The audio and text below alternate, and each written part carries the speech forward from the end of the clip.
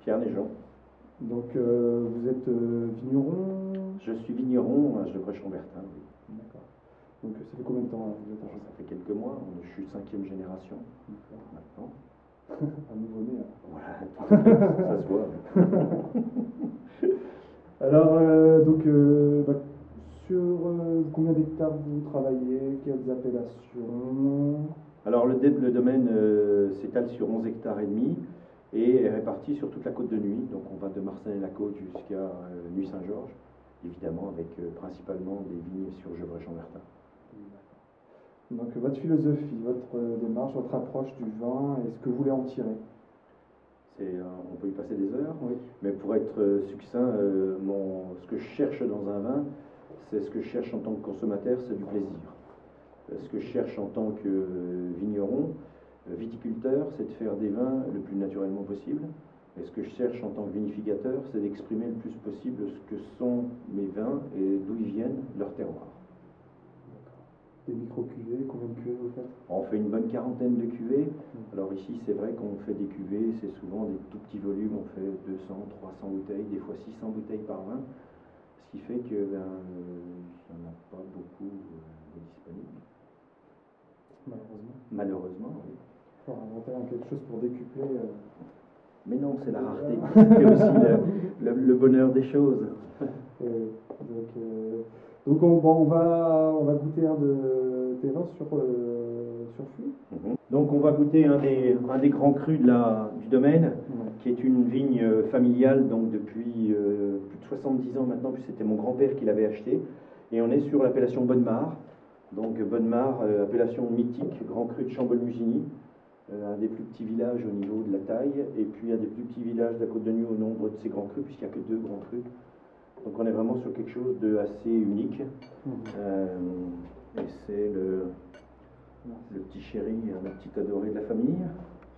Donc là on est sur une parcelle qui fait un demi-hectare, située vraiment contre Chambol-Musigny, qui est l'expression de toute l'élégance de la Bourgogne et de la finesse et du raffinement. Donc évidemment on est sur un 2011, on est sur un vin très très jeune, mais comme on est sur Chambol, on a quand même une expression déjà, un fruit, une délicatesse, une finesse, un raffinement qui sont tout à fait extraordinaires. C'est des vins où il n'y a jamais, c'est toujours harmonieux, où on n'a jamais d'agressivité, quelle qu'elle soit, on a plutôt toujours on est toujours enveloppé par une douceur, un côté soyeux, et puis une longueur, une persistance qui est absolument magique. Qu'est-ce qu'on a comme sol sur Alors sur cette partie-là des Bonnemare, c'est un terroir assez complexe parce qu'il se distingue au moins 3 types de parcelles. Il y a le nord qui est sur Moret-Saint-Denis, qui est sur du caillou et du gravier, qui fait des vins très minéraux, très tendus en acidité. Il y a de la partie Chambol, du bas du village, Comte de Vaugué, qui fait des vins très riches et très puissants, puisqu'on est sur des sols ferreux très rouges, très sombres.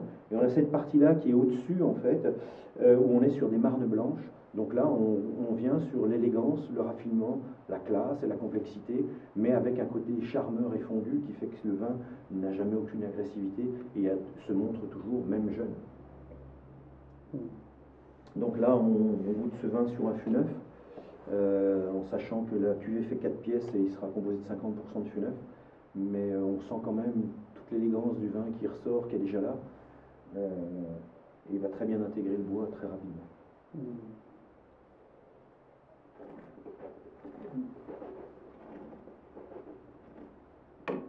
On a vraiment des arômes, c'est très complexe entre des touches épicées, des touches de cannelle, des réglisses, des touches de fleurs et des touches de petits fruits, avec un côté cuir de Russie, des côtés bois précieux. C'est vraiment c'est d'une richesse au niveau aromatique, c'est extraordinaire. C'est Chambol, c'est les grands vins de Chambol-Musigny. C'est quand même un terroir tout à fait unique. Donc on ne va pas laisser s'échapper les arômes, on va les laisser dans le tonneau parce que ça c'est précieux.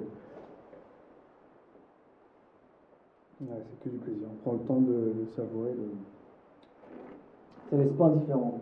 Non, c'est vrai que c'est des grandes bouteilles à réserver à des grands moments. Super. Bon, merci alors pour cette dégustation. Mais c'est avec plaisir. Super.